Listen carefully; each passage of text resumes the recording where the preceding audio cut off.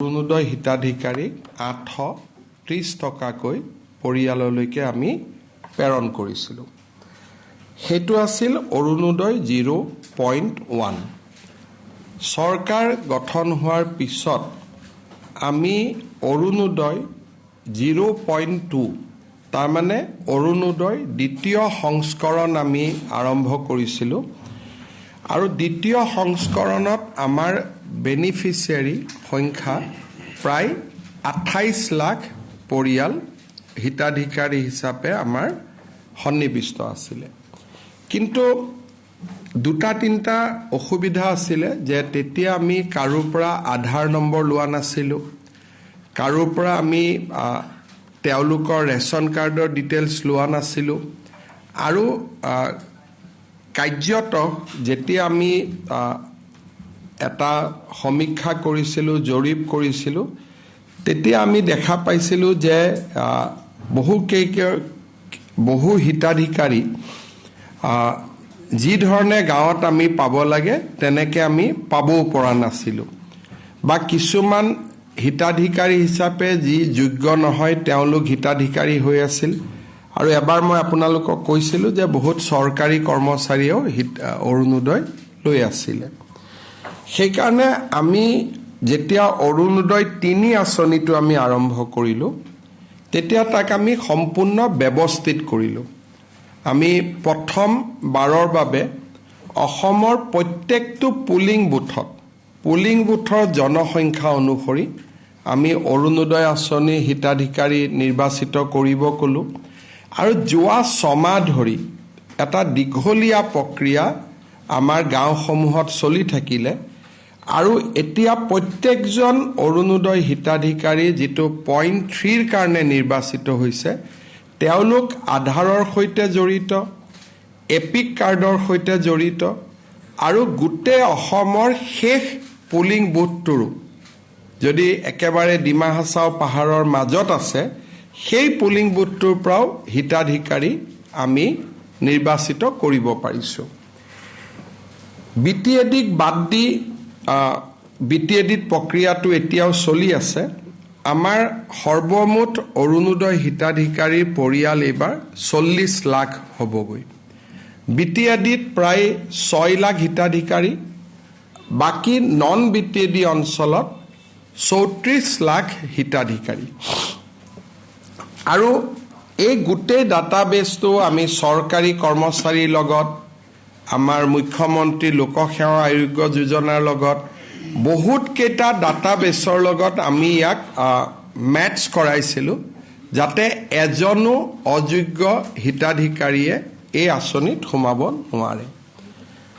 যোৱাকালি আমি এই গোটেই অৰুণোদয় দ্বিতীয় আঁচনিটোৰ আৰু পৰা তৃতীয় আঁচনিলৈ আমি যোৱাৰ বাবে যিখিনি ব্যৱস্থা আছিলে তাক আমি সম্পূৰ্ণ কৰিলোঁ। আৰু জুলাই মাহৰ পৰা আমি অৰুণোদয় দ্বিতীয় আঁচনিটো আমি সামৰণি মাৰিলোঁ। এতিয়া গোটেই এই মাহটো, আগষ্ট মাহটো, আমাৰ নৱনিৰ্বাচিত পঞ্চায়তৰ প্ৰতিনিধিসকল বা জিলা উপায়ুক্তৰ প্ৰতিনিধি প্ৰত্যেকজন অৰুণোদয় হিতাধিকাৰীৰ ঘৰলৈকে যাব। মোৰ পৰা এখন পত্ৰ লৈ যে আপুনি অৰুণোদয়ৰ বাবে নিৰ্বাচিত হৈছে। আৰু অকল খালী পত্ৰখন দিবৰ কাৰণে অলপ বেয়া লাগে কাৰণে লগত এখন আমি সৰু কিতাপো পঠাইছোঁ। মহাপুৰুষ শ্ৰীমন্ত শংকৰদেৱৰ ওপৰত, উপেন ব্ৰহ্মৰ ওপৰত, মহাপুৰুষ মাধৱদেৱৰ ওপৰত, APJ আব্দুল কালামৰ ওপৰত, গোপীনাথ বৰদলৈৰ ওপৰত, মূলা গাভৰুৰ ওপৰত, ভগৱান শ্ৰী ৰামৰ ওপৰত গোপীনাথ বৰদলৈ লিখা এখন পুথি আছিল, তাকো আমি পঠিয়াইছোঁ। ৰাণী লক্ষ্মীবাই, গমধৰ কোঁৱৰ, লক্ষ্মীনাথ বেজবৰুৱা, স্বামী বিবেকানন্দ, এনেকৈ চিঠিখনৰ লগত এখন সৰু আমি কিতাপো দি পঠাইছোঁ, যিহেতু এইবাৰ আমি কিতাপৰ বৰ্ষ পালন কৰি আছোঁ। তাৰমানে 40 লাখ পৰিয়ালত এখন পঢ়িবৰ কাৰণে কিতাপো গৈ পাবগৈ। এই অৰুণোদয় তৃতীয় আঁচনিটো, এই গোটেই প্ৰক্ৰিয়াটো সমাপন কৰোঁতে আমাক এমাহ লাগিব ঘৰত গৈ গৈ আমি গোটেইখিনি দিওঁতে আগষ্ট মাহত অৰুণোদয় কোনেও নাপাব আমি ছেপ্টেম্বৰ মাহৰ 17 তাৰিখে প্ৰধানমন্ত্ৰী নৰেন্দ্ৰ মোদী ডাঙৰীয়াৰ জন্মদিনৰ দিনা উপজা দিনৰ দিনা আমি অৰুণোদয় তৃতীয় আঁচনিটো আনুষ্ঠানিকভাৱে আৰম্ভ কৰিম আৰু অসমৰ ইতিহাসত 40 লাখ পৰিয়ালক সামৰি কেতিয়াও আগতে এনেকুৱা কোনো আঁচনি গ্ৰহণ কৰা হোৱা নাছিল আৰু এইবাৰ আঁচনিটো লৈ আমি প্ৰত্যেক ঘৰ মানুহৰ দুৱাৰ মুখত গৈ আমি উপস্থিত হ'ম যে আপুনি অৰুণোদয় পাইছে এইবাৰৰ পৰা প্ৰত্যেকটো ব্লকত এজন অৰুণোদয় সহায়ক থাকিব কেতিয়াবা যদি কাবাৰ KYC হোৱা নাই কেতিয়াবা কোনোবাই টকাটো যোৱা নাই তেওঁলোকে অভিযোগ দিব পাৰিব আৰু এটা পৰ্টেলো মুকলি হৈ থাকিব য'ত নেকি কোনোবাই চৰকাৰী চাকৰি আদি পালে নিজক অৰুণোদয়ৰ পৰা অপ্ট আউট কৰিব পাৰিব এই চিঠিখনৰ লগত আমি তেওঁলোকক আৰু এখন প্ৰপত্ৰ দিম আমি আৰু এটা আঁচনি মই ৰিপিট কৰিছোঁ পৰীক্ষামূলকভাৱে পাইলট বেচিছ এইটো আমি এতিয়ালৈকে স্থায়িত্ব দিয়া নাই পৰীক্ষামূলকভাৱে আমি এটা আঁচনি আৰম্ভ কৰিছোঁ অৰুণোদয় পৰিয়ালটোৰ যিকোনো এজন সদস্যই যদি এটা ৰন্ধন গেছ ক্ৰয় কৰে লগে লগে IOC আমাক জনাই দিব যে অমুক পৰিয়ালটোৱে আজি এটা গেছ কিনিলে লগে লগে তেওঁৰ একাউণ্টত আৰু 250 টকা জমা হৈ যাব তাৰমানে যেটো 1250 টকা পাইছিলে এতিয়াৰ পৰা গেছ কিনিলে যদি গেছ নিকিনে 250 টো না যায় যদি গেছ কিনে তেতিয়াহলে তেওঁলোকৰ পৰিয়ালটোলৈকে 250 টকাও চৰকাৰে ডেবিট কৰি দিব এই চিঠিখনৰ লগত আমি গেছৰ কথাখিনি লিখিবৰ কাৰণে লগত এখন ফৰ্ম পঠিয়াম চিঠিখন যেতিয়া গাঁৱত তেওঁলোকে লৈ যাব চিঠিখনো দিব লগতে ক'ব যে আৰু এটা আঁচনি আপোনালোকৰ কাৰণে আহিছে ডিটেইলছটো দিয়ক আমাক কি ডিটেইলছ লাগিব অৰুণোদয় পৰিয়ালটোৰ যিগৰাকী মানুহে গেছ লৈছে গেছ কানেকশ্যন নম্বৰটো লাগিব তেতিয়াহে IOCৰ লগত আমি টাই আপ কৰিব পাৰিম যদি গেছ নম্বৰ নাথাকে IOC আমাক সহায় কৰিব নোৱাৰে গতিকে গেছ কানেকশ্যন নম্বৰটো আমি তেওঁলোকৰ পৰা ল'ব লাগিব তাৰ কাৰণে দ্বিতীয় প্ৰপত্ৰখনো ঘৰত লৈ যাব অৰুণোদয় পোৱা ভাল খবৰটো দিব লগত আৰু এটা খবৰ দিব যে নতুন এটা আঁচনিও চৰকাৰে আৰম্ভ কৰিছে এই আঁচনিখন আমি জানুৱাৰী ফেব্ৰুৱাৰী মাৰ্চ এপ্ৰিল আমি 4 মাহ কৰি চাম যদি ৰাইজ উপকৃত হয় খুব ধুনীয়াকৈ যদি IOCৰ লগত সম্পৰ্কটো স্থাপিত হয় কাৰণ ইয়াত কেন্দ্ৰীয় চৰকাৰো জড়িত থাকিব ৰাজ্য চৰকাৰো জড়িত থাকিব যদি আঁচনিটো আমি ভাবাৰ দৰে যদি তালমিলটো বহিব পাৰে তেতিয়াহলে আমি আঁচনিটো ভৱিষ্যতৰ দিনত আমি তাক ৰাখি দিব পাৰিম কিন্তু তাত এটা তালমিল লাগিব গেছ কিনাৰ লগে লগে IOCয়ে গম পাব IOCয়ে ফাইনেন্সক জনাব কম্পিউটাৰৰ জৰিয়তে লগে লগে পইচাটো বেংক একাউণ্ট যাব লাগিব সাধাৰণতে ৰাজ্য চৰকাৰ আৰু কেন্দ্ৰীয় চৰকাৰৰ ৱেবছাইটসমূহৰ মাজত পৰ্টেলসমূহৰ মাজত মিটিং খুব ডিফিকাল্ট হয় কিন্তু আমি যোৱা 2 মাহত প্ৰচেষ্টা কৰি এটা পইণ্টলৈকে আহিছোঁ আমি ভাবিছোঁ যে ইয়াক আমি ৰূপায়ণ কৰিব পাৰিম আৰু যদি কাৰ্যত সেইটো ৰূপায়ণ হয় তেতিয়াহলে অৰুণোদয় পৰিয়ালে পাব 1250 যিটো মাহত গেছ কিনে তেওঁলোকে আৰু 250 তাৰমানে এফেক্টিভলি এই গোটেই আঁচনিটো 1500 টকালৈকে মাহত বৃদ্ধি হ'ব কিন্তু গেছ যিটো মাহত নিকিনে বহুত পৰিয়ালক আমি দেখিছোঁ আমি ষ্টাডি কৰিছোঁ তেওঁলোকে 45 দিনতহে এটা গেছ কিনে এমাহত এটা গেছ নিকিনে যদি গেছ নিকিনে তেতিয়া কিন্তু এই 250টো নাপায় আৰু এই 250টো অৰুণোদয়ৰ লগত নাপায় যিদিনাখন গেছ কিনে তাৰ পিছদিনাখন পাব গতিকে ই অৰুণোদয় আঁচনি নহয় অৰুণোদয় প্লাছ অৰুণোদয়ৰ লগত এটা সংযোজন মই আপোনালোকক সম্বোধন কৰাৰ উদ্দেশ্য এইটোৱে যে 10 আগষ্ট তাৰিখে ইউজুৱেলি অৰুণোদয় সকলোৱে পায় অৰুণোদয় 2ৰ হিতাধিকাৰী প্ৰায় 12 লাখ পৰিৱৰ্তন হৈছে গতিকে এতিয়া পুৰণা হিতাধিকাৰীখিনিক টকা পঠাই বিশেষ কোনো লাভ নাই। গতিকে আমি 17 ছেপ্টেম্বৰৰ পৰা অৰুণোদয় তৃতীয় আঁচনিটো আনুষ্ঠানিকভাৱে আৰম্ভ কৰিম আৰু আমি কিন্তু পৰৱৰ্তী মাহসমূহত 10 তাৰিখে পাব। অক্টোবৰতো 10তেই পাব, নৱেম্বৰতো 10ত পাব। খালি ছেপ্টেম্বৰটো আমি 10ত নিদি 17 তাৰিখে দিম, যাতে আমি এটা ভাল দিনত আমি এই আঁচনিটো আৰম্ভ কৰিব পাৰোঁ বা ডেডিকেট কৰিব পাৰোঁ। ইয়াৰ পিছত আমি আপোনালোকক আৰু এটা ইয়াত এইখন এখন ফৰ্ম থাকিব, মুখ্যমন্ত্ৰীৰ সুলভ ইন্ধন সুচল ৰন্ধন আঁচনি। গতিকে এই ফৰ্মখনো ইয়াৰ লগতেই থাকিব। এই ফৰ্মখন আমি ফিল আপ কৰি লৈ আহিম। ইয়াত জানিবলগীয়া কথা এইটোৱে যে গেছৰ নম্বৰটো, বাকী চিম্পল ফৰ্ম। আমাৰ পঞ্চায়তবিলাকো ইলেকশ্যনত জিকিছে, গাঁৱে গাঁৱে এতিয়া ৱাৰ্ড মেম্বাৰো আছে। গতিকে ধুনীয়াকৈ এই কাগজবিলাক গৈ পাব পাৰিব। হয়তো BTADত আমি গেছৰ ফৰ্ম বা এই কামখিনি কৰোঁতে অকণমান তাত ইলেকশ্যনৰ পৰিৱেশ আছে কাৰণে হয়তো আমি ইলেকশ্যনৰ পিছত কৰিব লাগিব, কিন্তু অৰুণোদয় বেনিফিচিয়াৰীয়ে বেনিফিটটো পাই থাকিব। ইয়াৰ পিছত মই আৰু এটা আঁচনিৰ বিষয়ে আপোনালোকক ক'ব খোজোঁ, সেইটো হ'ল নিযুত মইনা আঁচনি। আমাৰ অসম চৰকাৰে যিমানবোৰ আঁচনি আজিলৈকে হাতত লৈছে, তাৰ ভিতৰত এটা প্ৰভাৱী আঁচনি আৰু খুব ইম্পেক্টফুল স্কিম হৈছে নিযুত মইনা।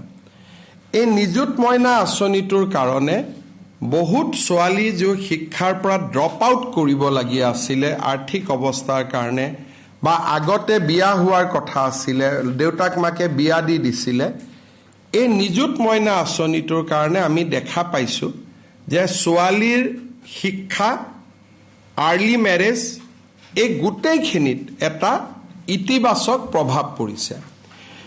আমি 6 আগষ্ট তাৰিখে অসমত সকলো মহাবিদ্যালয়তে এটা হ'বলগীয়া অনুষ্ঠানৰ জৰিয়তে আমি নিযুত মইনা আঁচনিৰ প্ৰপত্ৰসমূহ বিতৰণ কৰিম। ছোৱালীসকলে প্ৰপত্ৰ বিতৰণ কৰি দিয়াৰ পিছত আঁচনিৰ ধন আমি অক্টোবৰ মাহৰ পৰা দিম আৰু বছৰত এইটো 10 মাহ পৰ্যন্ত পায়। 2 মাহ যেতিয়া কলেজ বন্ধ থাকে নিযুত মইনা আঁচনি নাপায়। হায়াৰ ছেকেণ্ডেৰীত 1000 টকা আমি দিওঁ, ডিগ্ৰীত প্ৰতি মাহত আমি 1250 টকা দিওঁ, আৰু পষ্ট গ্ৰেজুৱেট পঢ়িলে আমি 2500 টকা দিওঁ। আৰু এইটো অকল যোৱাবাৰলৈকে আমি ৰাজ্যিক বিশ্ববিদ্যালয়সমূহত আৰু ৰাজ্যিক কলেজসমূহতে দিছিলোঁ। এইবাৰ আঁচনিটো আমি সম্প্ৰসাৰণ কৰি আমাৰ 2খন চেণ্ট্ৰেল ইউনিভাৰ্চিটি, তেজপুৰ ইউনিভাৰ্চিটি আৰু অসম বিশ্ববিদ্যালয় শিলচৰতো আমি এই আঁচনিটো দিয়াৰ বাবে সিদ্ধান্ত লৈছোঁ। আৰু যোৱাবাৰ এই আঁচনিটোত একাংশ ছোৱালীয়ে সহায় পোৱা নাছিল, সেইটো হ'ল প্ৰাদেশিকৃত কলেজসমূহত আজিকালি কিছুমান ছেল্ফ ফাইনেন্সিং কোৰ্চ থাকে। ছেল্ফ ফাইনেন্সিং কোৰ্চৰ ছোৱালীসমূহক যোৱাবাৰ আমি নিযুত মইনা আঁচনিটো দিয়া নাছিলোঁ। এইবাৰ আমি ছেল্ফ ফাইনেন্সিং স্কিমতো পঢ়া ছোৱালীসকলকো এই আঁচনিটো আমি দিবৰ বাবে সিদ্ধান্ত লৈছোঁ। অৰ্থাৎ এইবাৰৰ যিটো নিযুত মইনা আঁচনি, ইয়াৰ কলেবৰ আৰু অধিক বৃদ্ধি হ'ব। বিশেষকৈ চেণ্ট্ৰেল ইউনিভাৰ্চিটিৰ ষ্টুডেণ্টে পাব আৰু সমান্তৰালভাৱে আমাৰ প্ৰাদেশিকৃত মহাবিদ্যালয় বা বিশ্ববিদ্যালয়ৰ ছেল্ফ ফাইনেন্সিং কোৰ্চত পঢ়া ছাত্ৰীসকলেও এই আঁচনিটোৰ সুবিধা লাভ কৰিব পাৰিব। গতিকে মই ভাবোঁ যে ই আগৰবাৰতকৈ এই আঁচনিটো আৰু প্ৰভাৱী হ'ব। 6 তাৰিখৰ পৰা ফৰ্ম ফিল আপ আৰম্ভ হ'ব। অসমৰ কলেজ বিশ্ববিদ্যালয়ৰ সমূহ ছাত্ৰীকে মই নিযুত মইনা আঁচনিৰ ফৰ্ম ফিল আপ কৰিবৰ বাবে অনুৰোধ কৰিম। যোনে আগতে ফাৰ্ষ্ট ইয়াৰত এই স্কিমটো পাইছিলে, অট'মেটিক নহ'ব, তেওঁলোকে ছেকেণ্ড ইয়াৰত আৰু এবাৰ ফৰ্মখন ফিল আপ কৰিব লাগিব, কাৰণ আমি জানিব খোজোঁ যে ইয়াৰ মাজত তেওঁ বিবাহ হৈ গ'ল নেকি। যদি বিয়া হ'ল নিযুত মইনা নাপাব, পিজিত বিয়া হ'লেও পাব, ডিগ্ৰীলৈকে বিয়া হ'লে নাপাব। পিজিত যিহেতু ছোৱালী ডাঙৰ হৈ যায় অবভিয়াছলি বিয়া হ'ব, কিন্তু ডিগ্ৰী থাৰ্ড ইয়াৰলৈকে বা ডিগ্ৰী ছেকেণ্ড ইয়াৰলৈকে আমি বিবাহিত ছোৱালীক এই আঁচনিখনত আমি নাৰাখোঁ। প্লাছ হায়াৰ ছেকেণ্ডেৰী যাক আমি আগত স্কুটি দিছোঁ বা ভৱিষ্যতে স্কুটি দিম, স্কুটি দিয়া ছোৱালীখিনিয়েও নিযুত মইনা আঁচনি নাপায়। এইটো হৈছে আমাৰ এটা ষ্টেণ্ডাৰ্ড ফৰ্মেট। যোৱাকালি আপোনালোকক আমি আৰু এটা আঁচনিৰ বিষয়ে কৈছিলোঁ, মুখ্যমন্ত্ৰী জীৱন অনুপ্ৰেৰণা স্কীম। ৰিচাৰ্চ স্কলাৰসকলক আমি 25,000 টকা, দিব্যাংগসকলকো আমি 40,000 টকা দিওঁ। আৰু আজিলৈকে ৰিচাৰ্চ কৰি থকা সকলোকে আঁচনিটোৰ আমি সুবিধা দিম। পৰ্টেলটো খোলা আছে, আমাৰ ছাত্ৰ ছাত্ৰীসকলে পৰ্টেলত আবেদন কৰিব পাৰে। মোৰ প্ৰেছ কনফাৰেন্সখনৰ তৃতীয় যিটো টপিক হ'ল সেইটো হ'ল প্ৰধানমন্ত্ৰী ডাঙৰীয়াৰ ভ্ৰমণ আৰু ভূপেন হাজৰিকাৰ জন্ম শতবাৰ্ষিকী সমাৰোহ। তাৰ আগতে মই এটা বিশেষ বিষয়ৰ ওপৰত মই আপোনালোকক এটা সৰু স্পষ্টীকৰণ দিব খুজিছোঁ। আমি গুৱাহাটী এয়াৰপৰ্টৰ সন্মুখত 400-500 বিঘা মাটি আমি অধিগ্ৰহণ কৰাৰ কাৰণে চেষ্টা কৰিছোঁ। কিছুমান বাতৰি কাকতে ইয়াৰ লগত আদানীক সম্পৰ্কিত কৰিবৰ বাবে চেষ্টা কৰিছে। গোটেই মাটিটো চৰকাৰে ল'ব খোজাৰ মূল উদ্দেশ্যই হ'ল যাতে ভৱিষ্যতে আদানী এই মাটিটো কিনি ল'ব নোৱাৰে। যদি আমি মাটিটো হাতত নাৰাখোঁ, এয়াৰপৰ্টৰ সন্মুখৰ মাটি কেতিয়াবা আদানীয়ে কিনি ল'ব পাৰে আৰু ইতিমধ্যে সেই মাটিটো বহুত ব্যৱসায়ীয়ে সেই মাটিটো কিনি ইতিমধ্যে, মই নামবিলাক ক'ব খোজা নাই, যেনেকৈ দুই এটা নাম ব্যক্তিগতভাৱে আপোনালোকক ক'ব পাৰিম। সেই মাটিখিনি গুৱাহাটীৰ ইনভেষ্টৰে মেইন মাটিখিনি কিনি ৰাখি থৈ দিছিলে। গতিকে সেই মাটিখিনিক ইনভেষ্টৰে বিনিয়োগ কৰা মাটিখিনিহে আমি কিনিম আৰু তাত আমি কোনো লোকেল মানুহক তাত এভিকশ্যন কৰাৰ কথাই নাহে। এইটো হ'ল যি মই শব্দটো ক'ব খোজা নাই, তাতে আপোনালোকে গ'লে দেখা পাব যে ডাঙৰ ডাঙৰ আমাৰ ব্যৱসায়ীসকলে মাটি কিনি থৈ দিছে আৰু তেওঁলোকে মাটিটো আদানীক কেতিয়াবা বিক্ৰী কৰি দিব। আমি মাটিখিনি থলুৱা মানুহৰ কাৰণে ৰাখিব খুজিছোঁ আৰু তাতে আমি 3টা স্পেচিফিক প্ৰজেক্ট কৰিব খুজিছোঁ। অসমত যাতে কনচাৰ্ট ইকনমি হ'ব পাৰে, কনচাৰ্ট ইকনমি হ'ব পৰাকৈ তাত ৰাজ্য চৰকাৰে এখন ডাঙৰ ষ্টেডিয়াম বনাব খুজিছে, যাতে আমাৰ ইয়াত কনভেনশ্যন হ'ব পাৰে। ভাৰত মণ্ডপৰ দৰে এটা কনভেনশ্যন চেণ্টাৰ কৰিব খুজিছে। আৰু মই এনে শব্দটো কৈছোঁ বুজি পাবৰ কাৰণে, কিন্তু ইমান ডাঙৰ আমি কেতিয়াও কৰিব নোৱাৰোঁ। ইউনিভাৰ্চেল ষ্টুডিঅ'ৰ দৰে আমি এটা এণ্টাৰটেইনমেণ্ট জ'ন কৰিব খুজিছোঁ, যাতে আৰু এইটো it is a state government project. ইয়াত আদানী বা কাৰোবাৰ লগত সম্পৰ্ক নাই, it is a pure state government project. আৰু মই বাতৰি কাকতৰ সন্মানীয় সাংবাদিকসকলক অনুৰোধ কৰিম যে প্ৰত্যেকটো কথাতে আদানী আম্বানী কৈ থাকিলে অসমত বিনিয়োগকাৰী নাহা হ'ব। গতিকে এই কথাৰ পৰা আপোনালোকে যদি সিদ্ধান্ত লয় যে অসমত কোনো ব্যৱসায়ী আহিব নালাগে, তেতিয়াতো বেলেগ কথা। কিন্তু যদি প্ৰত্যেকটো উৰিয়াম ঘাটত এভিকশ্যন হৈছে, আদানীক মাতি দিব। উৰিয়াম ঘাটত কোন আদানী যাব? আজি গোৱালপাৰাত পাইকানত এভিকশ্যন হৈছে, মাটি আম্বানীক দিব। আৰে ফৰেষ্ট আদানী আম্বানীক দিব পাৰি নেকি? গতিকে ইমান অদ্ভুত ধৰণৰ কথা কৈ সাধাৰণ মানুহক আমি মতিভ্ৰম কৰাটো উচিত নহয়। আৰু এইবিলাক কৰিলেও কি হ'ব, 4 বছৰ পিছতে মানুহে গম পাব এই মাটিটোতো আদানীক দিয়া নাই, মাটিত ফৰেষ্টহে হ'ল। এতিয়া উৰিয়াম ঘাটত অহাকালিৰ পৰা আমি গছ লগোৱা আৰম্ভ কৰিম। স্থানীয় মানুহখিনিৰ ওচৰত ডিছক্ৰেডিটেড কোন হ'ব? নিউজ চেনেলকেইটাই ডিছক্ৰেডিটেড হ'ব। আজি এতিয়া এয়াৰপৰ্টৰ সন্মুখতে যেতিয়া মই আঁচনিখিনি কৈ দিলোঁ, এতিয়া ডিছক্ৰেডিটেড কোন হ'ব? আৰু যদি মাটিটো খালী থাকিলহেঁতেন, তেতিয়াহ'লে ভৱিষ্যতে আদানীয়ে সেই মাটিটো ল'লেহেঁতেন বেছি পইচা দি পেলাই। আজি চৰকাৰৰ হাতত থাকিলে অনুষ্ঠান হ'ব। গুৱাহাটীত যদি এয়াৰপৰ্টত নামিলে লগে লগে মেডিকেল কনফাৰেন্স হ'ল, কনক্লেভ হ'ল, ইষ্টাৰ্ণ জোনৰ গোটেই কনক্লেভ হ'ল, ভাৰত মণ্ডপম এটা হ'ল, এটা এণ্টাৰটেইনমেণ্টৰ কাৰণে ইউনিভাৰ্চেল ষ্টুডিঅ' টাইপ, ইমান ডাঙৰ হ'ব নোৱাৰে, সৰুকৈ এটা এণ্টাৰটেইনমেণ্ট পাৰ্ক হ'ল, এখন ডাঙৰ ষ্টেডিয়াম হ'ল যাত ফাংচনবিলাক হ'ব পাৰে, নহ'লে খেলা ষ্টেডিয়ামত ফাংচন হয়। গতিকে চৰকাৰক প্ৰশ্ন এটাও নকৰাকৈ যে আপোনালোকে কিয় কৰিব খুজিছে, এটা প্ৰশ্নও নকৰাকৈ উৰা বাতৰি প্ৰচাৰ কৰি থকাটো মই ভাবোঁ অসমৰ ভৱিষ্যতৰ কাৰণে ভাল নহয়। আৰু এই কামটো নকৰিবৰ বাবে মই বিনম্ৰতাৰে সৈতে আপোনালোকক আহ্বান জনাম। সকলোৰে মোবাইলৰ হোৱাটছআপ কৰিলেও মই উত্তৰ দি দিওঁ। কথাটো জানি পেলাই লিখিলেতো কোনো আপত্তি নাথাকে।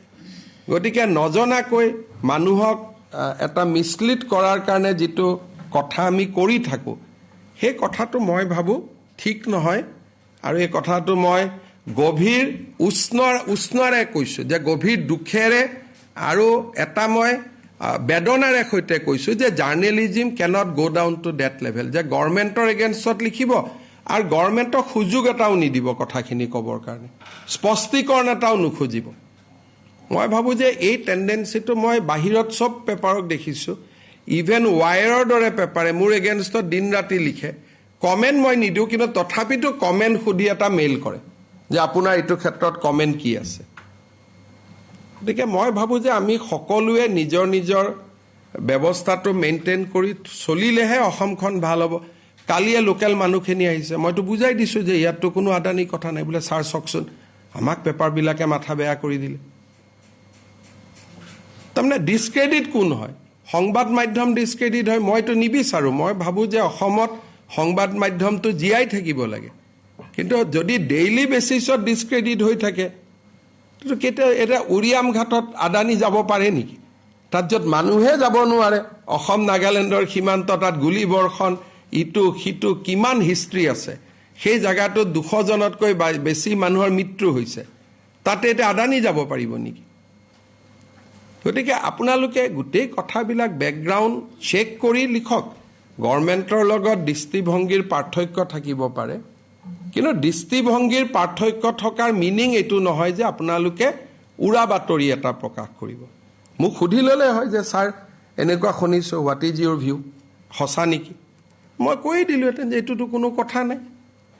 তাত চব কথাতে আদানী আম্বানী, মইতো ভালেই পাওঁ যদি ইমান অসমত আদানী আম্বানী আহিব খোজে, মইতো মালা দি লৈ আহিম। কাৰণ মোৰ লগততো মইতো ভাবোঁ যে আদানী আম্বানীক অসমৰ কাৰণে প্ৰয়োজন আছে। ইমান আহিব খুজিলেতো মই মালা দি লৈ আহোঁ, আমাৰ ইয়াতে নিবনুৱাই নাথাকিব। গতিকে এই কথাখিনি অকণমান ভাবি চিন্তি কৰিলে ভাল। এতিয়া মই দুটা ভিজিটলৈকে আহিছোঁ। অহা 29 আগষ্ট তাৰিখে ভাৰতৰ গৃহমন্ত্ৰী অমিত শ্বাহ ডাঙৰীয়া অসমলৈ আহিব। ৰাতিপুৱা আমি নতুনকৈ নিৰ্মাণ কৰি ওলোৱা ৰাজভৱন বা অসমৰ নতুন ৰাজভৱনটো তেখেতে আনুষ্ঠানিকভাৱে মুকলি কৰিব। পুৰণা বেলিভিউ হোটেল য'ত আছিলে তাতে আমি এটা সুন্দৰ ৰাজভৱন বনাইছোঁ। মই ভাবোঁ যে দেশৰ ভিতৰতে বেষ্ট ৰাজভৱন হৈছে। আপোনালোকে কেতিয়াবা তাক চাবও পাৰিব। মই যোৱা দিনাখন মাতি লৈ যাম আপোনালোকক ইনগ্ৰেশ্যনৰ আগতে। ৰাতিপুৱা তেখেতে আমাৰ ৰাজভৱন আনুষ্ঠানিকভাৱে মুকলি কৰিব। দ্বিতীয় কাৰ্যসূচী হিচাপে এখন NDA, বিজেপি নহয়, AGP আৰু বিজেপিৰ টিকেটত আৰু আমাৰ শুভাকাংক্ষী যিমান পঞ্চায়ত ইলেকশ্যনত জয়লাভ কৰিলে, সদস্যৰ পৰা জিলা পৰিষদলৈকে, গাঁও সভাৰ সদস্যৰ পৰা আঞ্চলিক পঞ্চায়তৰ সদস্যৰ পৰা জিলা পৰিষদৰ সভাপতিলৈকে, এখেতসকলক আমি নিমন্ত্ৰণ কৰিম। পঞ্চায়ত অভিৱৰ্তন এখন, NDAৰ পঞ্চায়ত অভিৱৰ্তন, তাতে গৃহমন্ত্ৰী অমিত শ্বাহ ডাঙৰীয়াই আমাৰ পঞ্চায়ত প্ৰতিনিধিসকলৰ সন্মুখত ভাষণ প্ৰদান কৰিব। আমাৰ মনত এটা, এইবাৰ পঞ্চায়তসমূহ যেনেকৈ নিৰ্মাণ হৈছে, পঞ্চায়তসমূহৰ লগতে আমি প্ৰত্যেকখন গাঁৱত এটা সমবায় সমিতি কৰিব খুজিছোঁ। আৰু অমিত শ্বাহ ডাঙৰীয়া সমবায় মন্ত্ৰী, এই সমবায়সকলৰ দায়িত্ব হ'ব আমাৰ গাঁওসমূহত খালী পৰি থকা মাটিসমূহক কৃষি কামত ব্যৱহাৰ কৰা বা ডায়েৰী আদি কামত ব্যৱহাৰ কৰা। এইবাৰ আমাৰ পঞ্চায়তৰ সদস্যসকলক আমি ইনস্পায়াৰ কৰিব খুজিছোঁ যে আপোনালোকে গাঁৱত এটা আমাৰ মাটি খালী পৰি থাকিলে, আজি ৰাতিপুৱাও ওৰাঙত বহুতখিনি মিয়া মুছলমান সম্প্ৰদায়ৰ মানুহে আহি আজি ৰাতিপুৱাও ওৰাঙত মাটি দখল কৰিব আহিছিল। ৰাতিপুৱা এটা আমি এভিকশ্যন কৰিবলগীয়া হৈছে আজি মাটি খালী পৰি থাকিলে বেলেগ মানুহ সোমাব সেইকাৰণে এইবাৰ আমি এটা সিদ্ধান্ত লৈছোঁ যে গাঁও পঞ্চায়তসমূহৰ সমান্তৰালভাৱে প্ৰত্যেক গাঁৱত এটা আমি যুৱকসকলক লৈ সমবায় সমিতি কৰিব খুজিছোঁ যাতে খালী মাটিবিলাক চৰকাৰৰ পৰা তেওঁলোকে ভাড়াত লৈ 1 টকা বা 2 টকা ভাড়াত লৈ পেলাই তেওঁলোকে তাত খেতি আদি কৰি বা ডায়েৰী আদি কৰি মাটিখিনি বন্ধ কৰি ৰাখিব পাৰে কতো যাতে খালী মাটি পৰি নাথাকে যিহেতু অমিত শাহ ডাঙৰীয়া সমবায় মন্ত্ৰীও আৰু তেখেতে এই বিষয়টো আমাৰ পঞ্চায়তৰ প্ৰতিনিধিসকলৰ লগত আলাপ আলোচনা কৰিব গধূলি 5 বজাত তেখেতে গোলাপ বৰবৰাৰ জন্ম শতবাৰ্ষিকী অনুষ্ঠানত মুখ্য অতিথি হিচাপে যোগদান কৰিব আৰু গধূলি উভতি যাব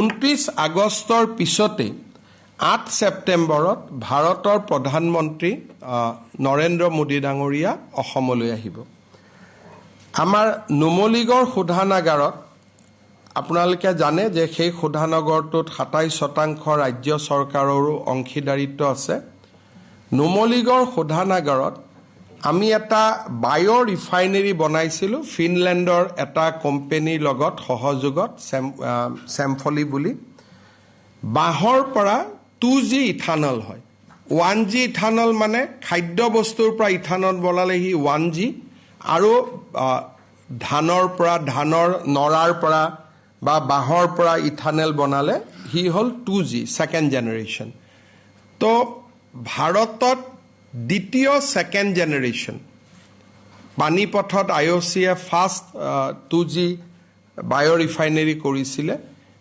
এই বায়ো ৰিফাইনাৰীটো সেকেন্ড বায়ো ৰিফাইনাৰী হ'ব এই সেকেন্ড বায়ো ৰিফাইনাৰীটো প্ৰধানমন্ত্ৰী ডাঙৰীয়াই ৰাতিপুৱা উদ্বোধন কৰিব আৰু নুমলীগড় শোধানাগাৰতে তেখেতে এখন ৰাজহুৱা সভাত বক্তব্য ৰাখিব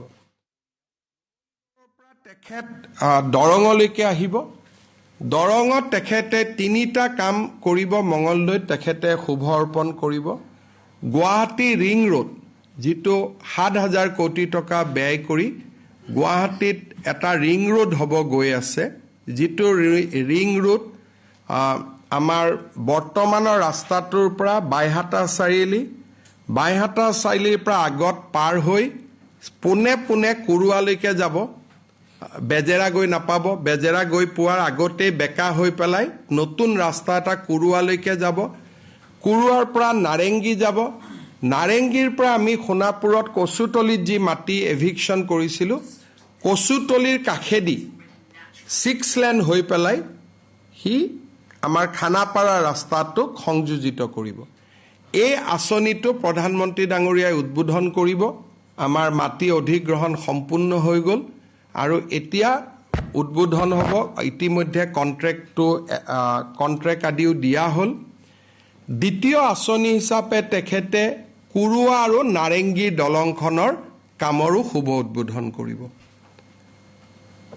এই ৰিং ৰোডৰ লগত এটা লাভ হ'ব যে কুৰুৱা আৰু নাৰেংগীৰ ওপৰত ব্ৰহ্মপুত্ৰত আৰু এখন দলঙৰ কাম আৰম্ভ হ'ব থাৰ্ড প্ৰজেক্ট হিচাপে তেখেতে মঙলদৈত মেডিকেল কলেজৰ এখনৰ কামৰো আধাৰশিলা স্থাপন কৰিব ৰাতিপুৱা 4,000 কোটি টকা ব্যয় কৰি নিৰ্মাণ হোৱা বায়ো ৰিফাইনাৰী আৰু মঙলদৈৰ পৰা প্ৰায় 8,000 কোটি টকাৰ আঁচনি এইখিনি কৰাৰ পিছত তেখেতে গুৱাহাটীলৈ আহিব 5টা বজাৰ পৰা আমি ভূপেন হাজৰিকা ডাঙৰীয়াৰ জন্ম শতবাৰ্ষিকী অনুষ্ঠান আমি আৰম্ভ কৰিম জন্ম শতবাৰ্ষিকী অনুষ্ঠানত আমি কেইটামান ঘোষণা বা কেইটামান কথা আপোনালোকক জনাব খুজিছোঁ আমি এটা প্ল্যান লৈছোঁ যে ভূপেন হাজৰিকাৰ সান্নিধ্য অসমৰ বিভিন্ন মানুহে বিভিন্ন সময়ত লাভ কৰিছিল এই ফাংচনখনৰ কাৰণে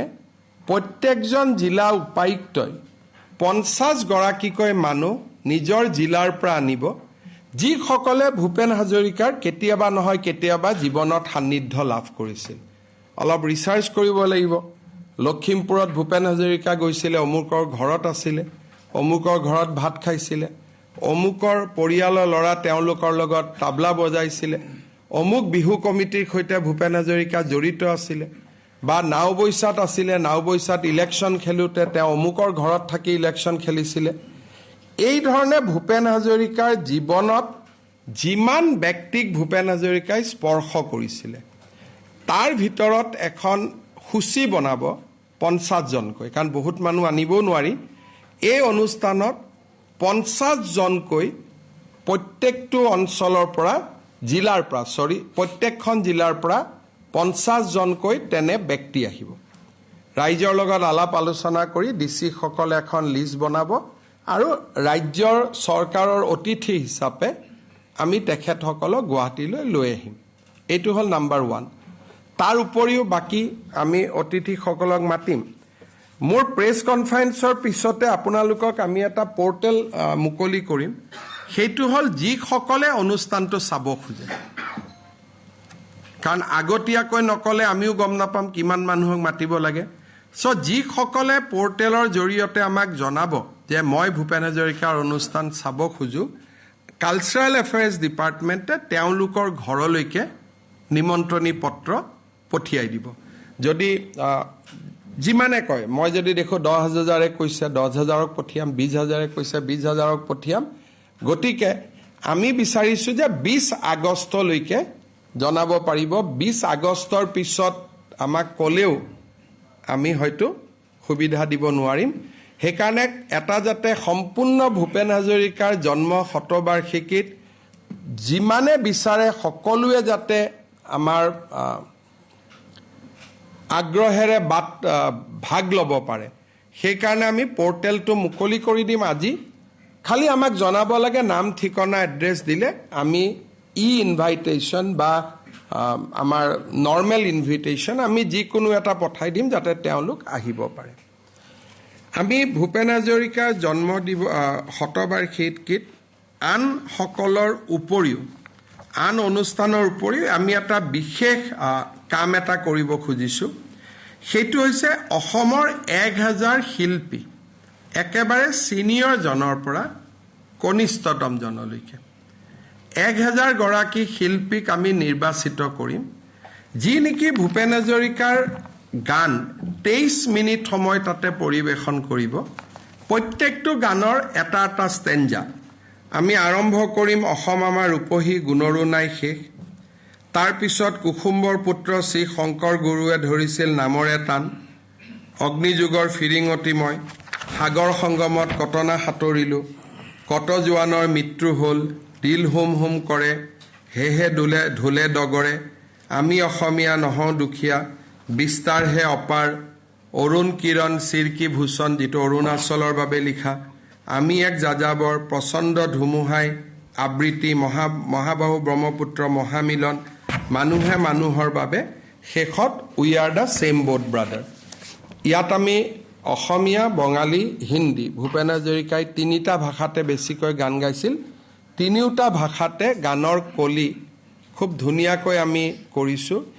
ইয়াত আমি চেষ্টা কৰিম অসমৰ প্ৰতিখন কলেজৰে বেষ্ট ছিংগাৰ যিখিনি এইবাৰ কলেজ ফেষ্টিভেলত হৈছিলে, এইবাৰ কলেজ ফেষ্টিভেলত যিসকল বেষ্ট ছিংগাৰ হৈছিল তেওঁলোকক মাতিম।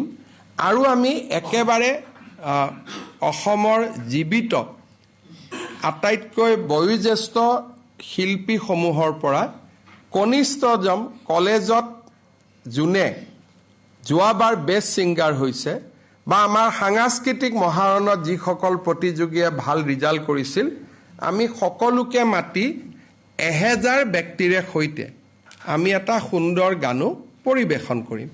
তাৰ লগতে ভূপেন হাজৰিকাদেৱৰ জন্ম শতবাৰ্ষিকীত অভিয়াছলি আন যি আমি তেখেতৰ জীৱনী এখন উদ্বোধন হ'ব বা আন যি কৰিব লাগে আমি সেইখিনি কৰিম। আজি এই গোটেইকেইটা আমি ল'বলগীয়া যোৱা এমাহ দুমাহৰ কাৰ্যসূচীৰ বিষয়ে মই আপোনালোকক অৱগত কৰিছোঁ।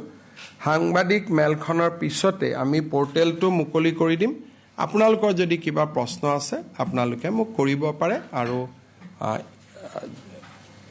মই এটা এটাকৈ উত্তৰ দি যাম।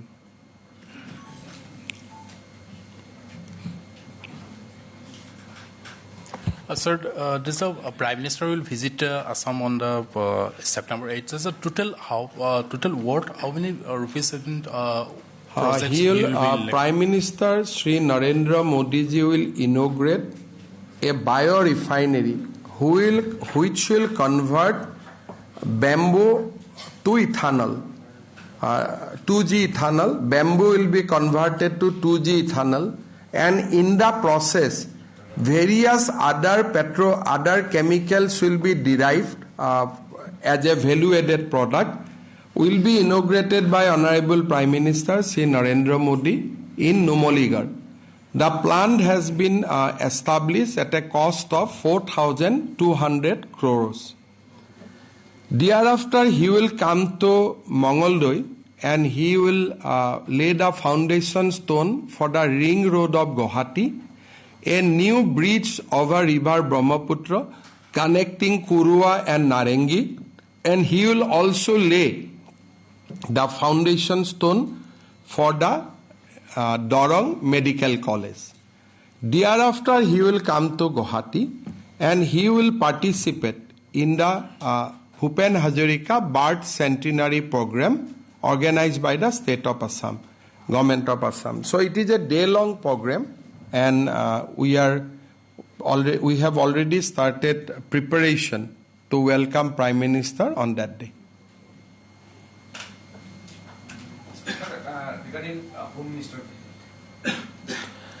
भारत के माननीय गृह मंत्री अमित शाह जी 29 अगस्त को गुवाहाटी आएगा।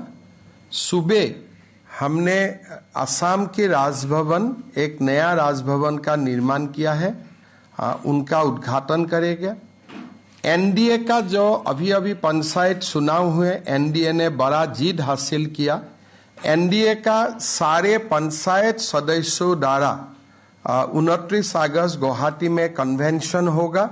वो कन्वेंशन में भी माननीय गृह मंत्री as a chief guest participate करेंगे। शाम को असम की पहले non Congress chief minister Shri Golap Borbora ji का जन्म शतवार्षिकी अनुष्ठान में भी भाग लेगा।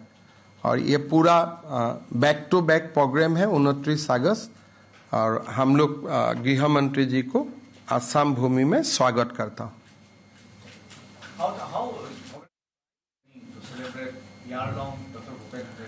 The celebration will start from 8th September. Government of Assam will organize further functions in Arunachal Pradesh, in West Bengal, Calcutta, in Mumbai, and also in Delhi.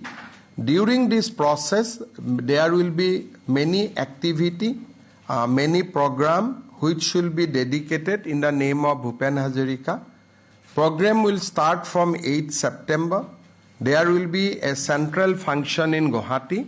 Prime Minister Narendra... Sir, there is a survey going on in places like Borpeta for enclosed forest land. So, is this a statewide survey? Every deputy commissioner has been instructed to find out the level of encroachment in the forest area, and we'll try to see that the forest area is cleared, people are evicted, except those people who are eligible for forest rights. So there are some people who are eligible even in the forest. Tribal people can stay provided they have come prior to 2005. So we are going to evict people who are not covered under the Forest Rights Act. But this is a huge tax, and at least 10 years will be required, because the level of encroachment is very, very high, beyond imagination. So even if I do one eviction in every month, it will take at least 10 years to complete.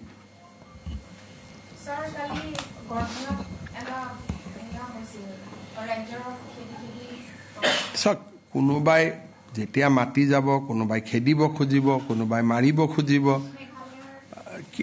মেঘালয়ত এইটো লাইটৰ pole এটা post লৈ পেলাই হৈছিলে, সৰু গণ্ডগোল আছিল, আমি কথা পাতিছোঁ, এইটো ইমান ডাঙৰ ঘটনা নহয়। কিবা এটা লাইটৰ পোল এটা বহুৱাক লৈ অলপ ডিছপিউট হৈছিলে The surrounding land of airport are precious. So what's the government plan for Guwahati? Government is going to set up a new,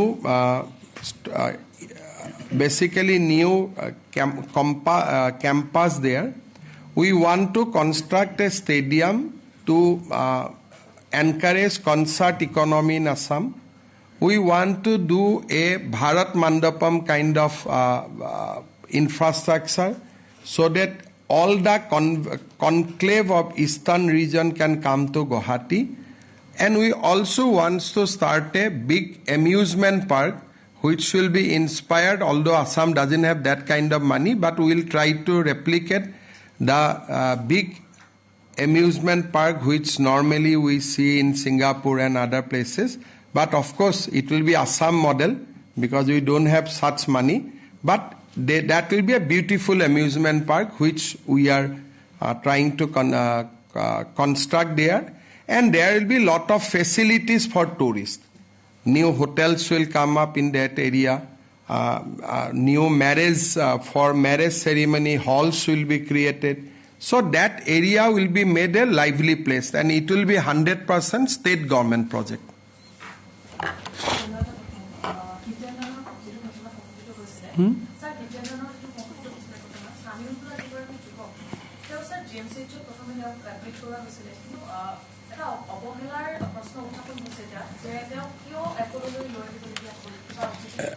মই বিষয়টোৰ সম্পৰ্কে ইমান নাজানিম কিন্তু আপোনালোকে প্ৰিন্সিপাল GMCHৰ লগত কথা পাতি ল'ব সাধাৰণতেতো GMCHৰ ডক্টৰে কাকো অৱহেলা নকৰে কিন্তু আপোনালোকে কথা পাতি ল'ব মোৰ ইমান মই নলেজো লোৱা নাই কিন্তু মই GMCHৰ প্ৰিন্সিপালক কৈ দিম আপোনালোকে লগ কৰিব তেওঁ আপোনালোকক যিমানখিনি পাৰে উত্তৰ দিবৰ কাৰণে চেষ্টা কৰিব So one political question. হয় কক স্যাৰ কালি সদনত এটা কথা ওলাইছিল লোকসভাত যে 6 জনগোষ্ঠীৰ জনজাতিকৰণৰ প্ৰসংগটোত দুটা মন্ত্ৰী গোটে প্ৰতিবেদন দিয়া নাই স্যাৰ আপোনালোকে যেহেতু 6 জনগোষ্ঠীৰ জনজাতিকৰণৰ কথা কৈ আছিলে স্যাৰ আপোনালোকৰ ষ্টেণ্ডটো কিবা কেনে পৰ্যায়ত আছে আমি অক্টোবৰ মাহত বিধানসভাত মন্ত্ৰী গোটৰ প্ৰতিবেদন দাখিল কৰা হ'ব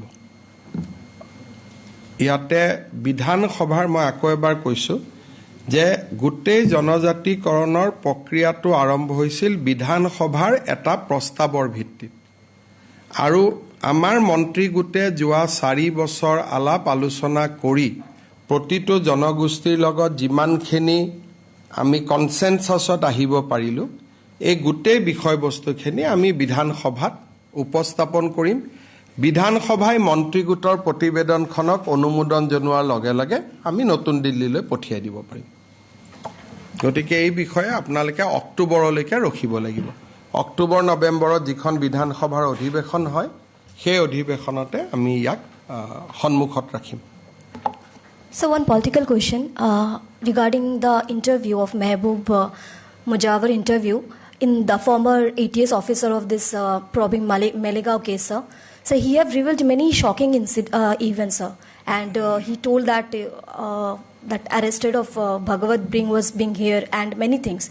So how do you see this, sir? We all know the entire reality of the case was to ultimately arrest the Param Pujaniya Sarasang Salak of RSS.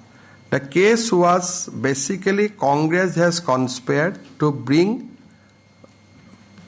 Pujaniya Mohan Bhagawat ji in the matter. And that is a known conspiracy. And yesterday, the conspiracy has been exposed by the court. Many people are speaking. And I think many more people will speak because this was the worst kind of conspiracy hatched by the Congress to defame RSS. Today, it has stand exposed and many more exposure will come, I am sure, because the entire plan was to defame RSS, defend the Hindu religion, defame the Hindu society. Today, it has stand exposed and I know that in that period of time, many senior Congress leaders were in touch with ATS and it was conducted by Mr. Chidambaram completely as a political witch hunt.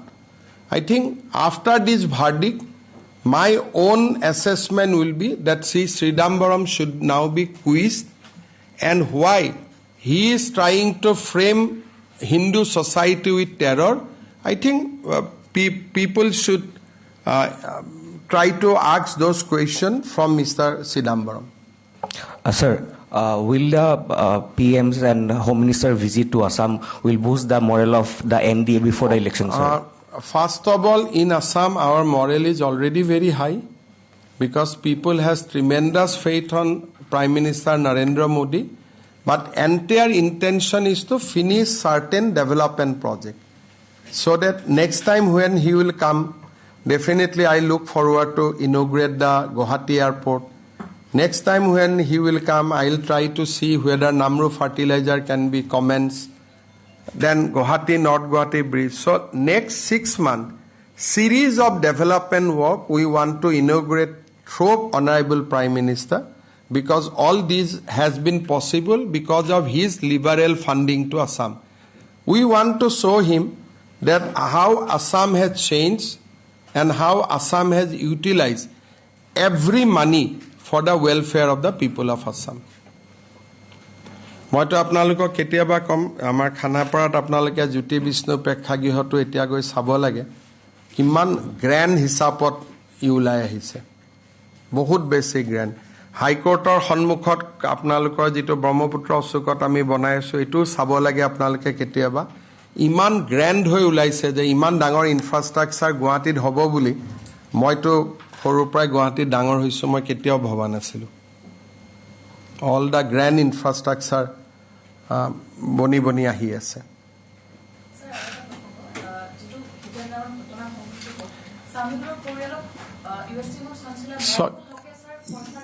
চাওক, U S টিমৰ চেঞ্চেলৰজনৰ কিবা এটা হৈছে, য'তে ত'তে সোমাই থাকিব খোজে। যোৱাবাৰতো অকণমান ঠিক আছে, বহুত দিন জেলত থকাৰ কাৰণে এৰা পৰিলে। এতিয়াতো তাত বহুত ডাঙৰ খবৰ ওলাইছে, সুপ্ৰিম কোৰ্টৰ কমিটিয়ে পাইছে যে সেই গোটেই জেগাটো ফৰেষ্ট হয়, তেওঁ য'ত বিল্ডিং বনাই লৈছে।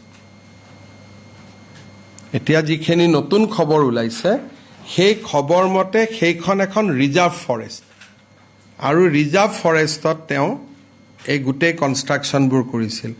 গতিকে 2 বছৰ পিছত যে USTM থাকিব তাৰ গেৰেণ্টি কোনেও ল'ব নোৱাৰে।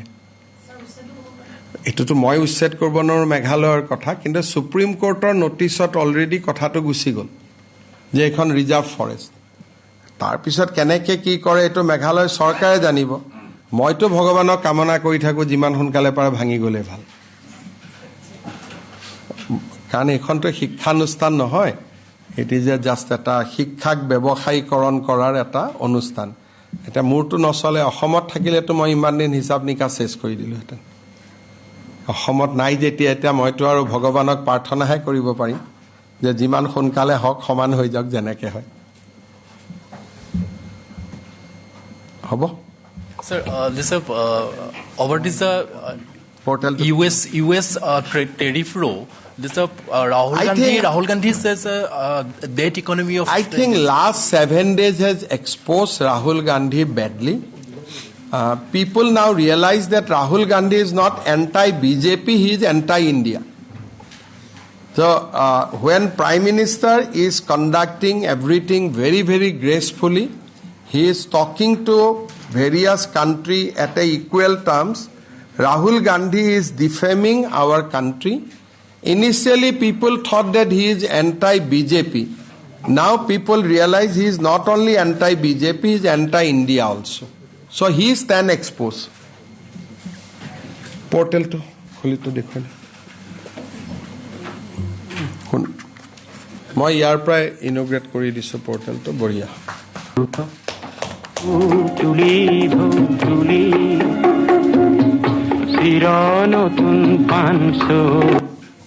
পৰ্টেলটোৰ নামটো ৰাহুল কৈ দে।